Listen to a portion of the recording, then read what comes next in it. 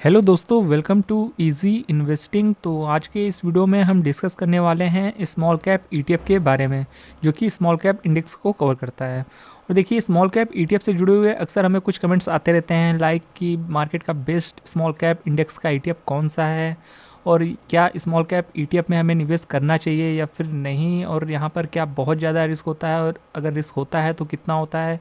तो ये सारे क्वेश्चंस को हम इस वीडियो में लेने वाले हैं। तो आइए चलिए वीडियो को शुरू करते हैं। तो देखिए, जिस ईटीएफ के बारे में हम आज बात कर रहे हैं, जो कि मार्केट का बहुत ही अच्छा स्मॉल कैप इंडेक्स का ईटीएफ है, वो है देखिए मोतीलाल ओसवाल का निफ्टी स्मॉल कैप 250 ईटीएफ, जो कि आप नाम से देख सकते हैं यहाँ पर 250 स्टॉक का वेटेज होता है। और ये जो जिस इंडेक्स को कवर करता है उसका नाम है निफ्टी स्मॉल कैप 250 इंडेक्स। और इस ईटीएफ का प्राइस देखेंगे तो काफ़ी कम प्राइस में आपको देखने को मिल जाता है। सिर्फ 16 रुपये 87 पैसे से आप इसकी एक यूनिट बाय कर सकते हैं और स्मॉल कैप इंडेक्स के 250 में एंट्री ले सकते हैं। और यहाँ पर देखेंगे बीते एक साल का चार्ट, तो यहाँ पर आपको दिख जाती है बहुत ज़्यादा वोलेटिलिटी। और ये स्मॉल कैप ईटीएफ है तो जाहिर सी बात है, तो यहाँ पर वोलेटिलिटी होती ही है। और जिस वजह से यहाँ पर आप देख सकते हैं काफ़ी उतार चढ़ाव आपको देखने को मिल जाते हैं बीते एक साल के चार्ट में। और जैसा कि बीते कुछ महीनों से बाज़ार भी काफ़ी उतार चढ़ाव से गुजरा है, तो जिस वजह से यहाँ पर बहुत ज़्यादा वोलेटिलिटी देखने को मिल रही है। और बाकी बात की जाए इस ईटीएफ की लिस्टिंग कब हुई थी, तो आप यहाँ ऑल पे लगाकर देख सकते हैं। ये ईटीएफ लगभग एक साल पुराना है। और देख सकते हैं मार्च 2024 में इसकी लिस्टिंग हुई थी, जो कि 14 रुपये के आसपास की लिस्टिंग हुई थी। और उस दौरान से अब ये ईटीएफ 16 रुपये 87 पैसे पे आ चुका है। और ऊपरी लेवल से देखेंगे तो अभी के टाइम पे इस इंडेक्स में आपको लगभग 12% से ऊपर की गिरावट देखने को मिल जाती है, जो कि आज के दिन अगर आप निफ्टी 50 देखेंगे तो निफ्टी 50 में भी लगभग 10% से ऊपर की गिरावट आपको देखने को मिल जाती है। आप यहाँ से देख सकते हैं, जो कि लगभग 11.25% की गिरावट है आज की डेट में निफ्टी 50 में। तो इससे थोड़ी सी ज़्यादा गिरावट आपको स्मॉल कैप में देखने को मिल रही है। और अब जैसा कि ये ईटीएफ बहुत ज़्यादा पुराना नहीं है, मार्केट में देख सकते हैं मार्च 2024 में इसकी लिस्टिंग हुई थी और 2 महीने बाद लगभग इसका एक साल कंप्लीट होगा मार्केट में। और ज़्यादा पुराना ईटीएफ नहीं है, फिर भी यहाँ पर देखिए आपको वॉल्यूम का कुछ ज़्यादा इशू देखने को नहीं मिलेगा। यहाँ भी ठीक ठाक वॉल्यूम आता है, लिक्विडिटी का ऐसा कुछ खास इशू नहीं है। देखेंगे तो यहाँ पर आपको अभी के टाइम पे लगभग 3,88,000 का वॉल्यूम जनरेट हो चुका है, जो कि लगभग 4 लाख का वॉल्यूम है। और अभी मार्केट को बंद होने में काफ़ी टाइम है, जो कि देख सकते हैं लगभग 1:30 बजे हैं मार्केट में। तो बाज़ार के बंद होते होते यहाँ पर वॉल्यूम और भी बढ़ता हुआ देखने को मिल जाएगा। तो यहाँ पर लिक्विडिटी का कोई इशू खास नहीं है। और यहाँ पर आप देखेंगे तो इस ईटीएफ का नाम वगैरह आप यहाँ देख सकते हैं, और इस ईटीएफ का जो सिंबल है वो आप यहाँ देख सकते हैं, MO स्मॉल 250 इस ईटीएफ का कोड होने वाला है। बाकी इस ईटीएफ के बारे में और भी चीज़ें डिटेल में जानना चाहते हैं तो आप यहाँ पर निफ्टी की वेबसाइट पर आकर देख सकते हैं, जो कि निफ्टी स्मॉल कैप 250 इंडेक्स है। आप यहाँ इसके बारे में सारी चीज़ें समझ सकते हैं, पढ़ सकते हैं। और यहाँ पर जाएंगे तो यहाँ पर Nifty small cap 250 total return index देखने को मिल जाता है। और नीचे आएंगे तो यहाँ पर आपको रिटर्न वगैरह भी देखने को मिल जाते हैं, जो कि बीते एक साल का काफ़ी अच्छा रिटर्न रहा है, 27% का। बीते 5 साल का CAGR देखेंगे तो 30% से ऊपर का है। और सिंस इंसेप्शन 17% के रिटर्न है, जो कि अच्छा है। और सेक्टर देखेंगे तो यहाँ पर लगभग सभी सेक्टर आपको यहाँ कवर होते हुए देखने को मिल जाते हैं। शायद ही कोई सेक्टर है जो यहाँ पर स्किप होगा, सभी सेक्टर कवर हो जाते हैं, क्योंकि 250 स्टॉक का वेटेज होने वाला है। और ऐसा नहीं है कि किसी एक कंपनी में बहुत ज़्यादा वेटेज देखने को मिलेगा। आप यहाँ देख सकते हैं कि जो कंपनियों का वेटेज है वो 1%, 1.5%, 2% तो कहीं भी नहीं है, 1.5% से शुरुआत है। तो ऐसे ही आप देख सकते हैं टॉप 10 स्टॉक्स इस इंडेक्स का, और आप पढ़ सकते हैं डिटेल में। और यहाँ पर सभी सेक्टर आपको देखने को मिल जाते हैं, जिसमें कि सबसे बड़ा वेटेज जो रखा गया है वो फाइनेंशियल सर्विसेज का 21% के आसपास का, फिर capital goods 13%, health care 12%, consumer durable 6%, chemical 6.5%, IT 5%, construction 4% और FMCG 4%, और ऑटोमोबाइल का भी 4% का वेटेज है। फिर बाकी अदर सेक्टर को भी आप एक एक करके पढ़ सकते हैं। बाकी नीचे आएंगे तो यहाँ पर आपको इसका इंडेक्स का चार्ट देखने को मिल जाता है, जो कि स्मॉल कैप 250 है।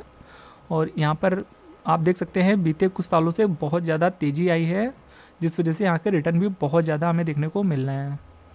और यहाँ पर एक बड़ी गिरावट आई थी 2018 से 20 तक, जो कि कोविड का भी समय आया था। तो वैसे भी 2018 से काफ़ी गिरावट हो चुकी थी 2020 तक, फिर उसके बाद कोविड का फेस आया था, तो उसके बाद भी यहाँ पर बड़ी गिरावट हुई थी। तो जिस वजह से सबसे बड़ा जो ख़राब फेस था इस पूरे स्मॉल कैप इंडेक्स का, वो 2008 से लेकर 2020 के जून तक का वक्त काफ़ी ख़राब था। फिर उसके बाद यहाँ पर एक बहुत ही अच्छी रिकवरी आई है, बहुत ही अच्छी तेज़ी आई है, जिसकी वजह से स्मॉल कैप का लोगों का बहुत ज़्यादा रिटर्न बना है स्मॉल कैप में। खैर अभी बहुत ज़्यादा गिरावट नहीं है, ऊपर से हल्की फुल्की गिरावट आई है 12% की, और निफ्टी भी 10% से ऊपर की गिरावट दिखा रहा है। तो मे भी मार्केट में आने वाले समय में और भी गिरावट होती है तो यहाँ पर स्मॉल कैप में भी और ज़्यादा गिरावट देखने को मिलेगी। खैर क्योंकि देखिए निफ्टी जितना गिरता है उससे थोड़ा ज़्यादा ही स्मॉल कैप और मिड कैप टूटते हैं, ये तो आपको पता ही होगा। तो इनकेस निफ्टी 50 आने वाले टाइम में और गिरेगा तो स्मॉल कैप में उसका थोड़ा सा ज़्यादा इम्पैक्ट देखने को मिल सकता है, क्योंकि स्मॉल कैप ETF देखिए थोड़ा सा ज़्यादा रिस्की होते हैं as compare to large cap, और मिड कैप भी थोड़ा सा ज़्यादा रिस्की होते हैं as compare to large cap. और देखिए स्मॉल कैप में अक्सर आपने सुना होगा कि अगर मार्केट 10% टूटता है तो यहाँ पर आपको 10% से ज़्यादा ही गिरावट देखने को मिलेगी, लाइक 12% भी हो सकती है, 15% भी हो सकती है, 20% तक भी हो सकती है, क्योंकि स्मॉल कैप के जो स्टॉक्स होते हैं उनका जो मार्केट कैप होता है वो काफ़ी कम होता है एज़ कम्पेयर टू निफ्टी 50 की कंपनी ले लीजिए या फिर लार्ज कैप के किसी भी सेक्टर की या इंडेक्स की कंपनीज ले लीजिए। तो यहाँ पर देखिए सबसे ज़्यादा जो रिस्की होती है वो होता है माइक्रो कैप, फिर उसके बाद होता है स्मॉल कैप, फिर होता है मिड कैप, फिर होता है लार्ज कैप। तो लार्ज कैप में सबसे ज़्यादा आपको सेफ्टी देखने को मिलती है।